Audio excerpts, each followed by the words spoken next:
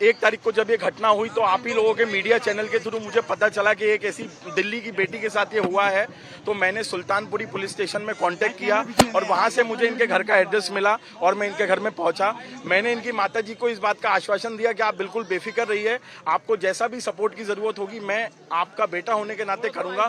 और 3 दिन से मैं परिवार के साथ हूँ सारी चीजों में। अब जो कल से चीजें उठ रही हैं, सबसे पहले जो निधि ने एक बहुत बेबुनियाद आरोप जो है मेरी बहन पे लगाया है कि वो शराब के नशे में धुत थी और उसको इतनी भी सुध-बुध नहीं थी कि वो गाड़ी चला पाती। उसने पहले कोई ट्रक से टकराने की कोशिश हुई, उसके बाद जो है वो इस गाड़ी से टकराती है। तो मैं पोस्टमार्टम के आधार पे, पोस्टमार्टम की रिपोर्ट के आधार पे आप सबको बताना चाहता हूँ।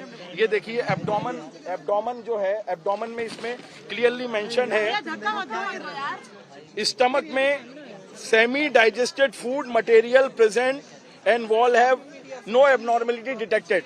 मतलब कि एब्डोमेन में किसी भी तरीके का कोई अल्कोहलिक पदार्थ नहीं पाया गया है। मैम अल्कोहल पाया जाता तो इसमें लिखा होता कि केमिकल वहां पर जो है अल्कोहल मिला है। अगर उसमें स्टमक में वो ये कह रहे हैं सिर्फ फूड पार्टिकल मिला है, मतलब कि अल्कोहल कहीं से कहीं तक नहीं था।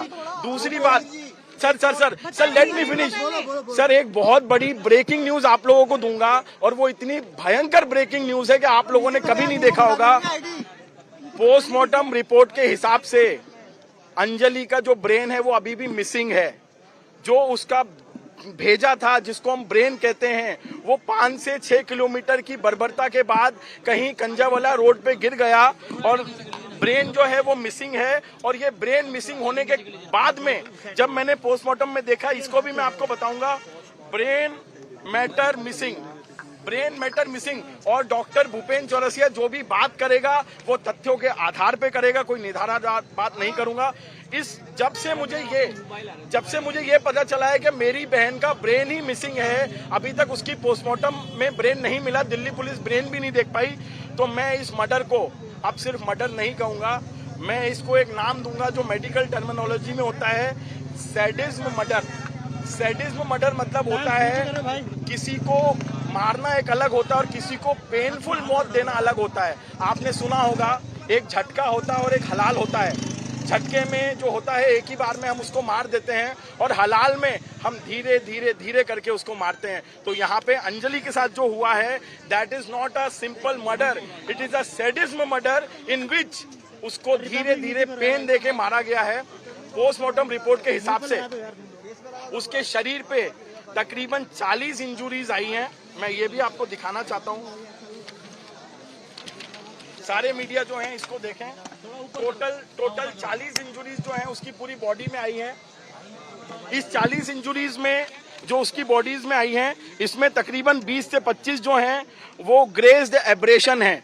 ग्रेज्ड एब्रेशन जो टर्मिनोलॉजी मेडिकल में होती है, आप इसको इस तरीके से मान के चलिए कि जब 13 किलोमीटर में बॉडी जो थी वो घिसटा रही थी तो जमीन और बॉडी के बीच में हीट जनरेट होती है और हीट जनरेट होने के बाद वो एरिया जो है स्किन का वो जल जाता है।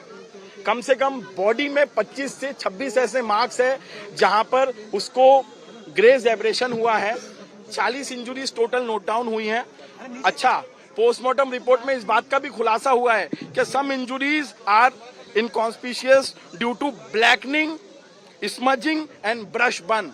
बर्न मीन्स जब ये 13 किलोमीटर की बर्बरता हो रही थी तो उसकी बॉडी और जो जमीन का सरफेस था वो इस तरीके से टकराया कि वहां हीट जनरेट हुई है और काफी जो बॉडी पार्ट है वो ब्लैकनिंग भी हो गई है, जिसमें पोस्टमार्टम में वो सब चीजों का पता उनको नहीं लग पाया। कुछ ऐसे पार्ट्स भी हैं। अच्छा, इसमें जो फाइनल अच्छा, अगर मैं आपको चेस्ट के बारे में बताता हूं तो रिब्स जो है वो पीछे से एक्सपोज हो चुके थे, expose from the back, grinding effect of ribs, sharpening. और जो सबसे इंपॉर्टेंट है, आपको जानना बहुत जरूरी है, दोनों लंग्स जो हैं वो बाहर आ चुके थे। लंग्स जो एक बहुत इंपॉर्टेंट ऑर्गन होते हैं किसी की भी बॉडी के लिए।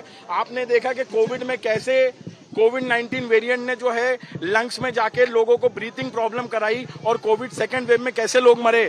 तो इसका जो लंग्स था, एक्सपोजिशन ऑफ लंग्स की पोजीशन चेंज हो चुकी थी और वो मर चुकी थी।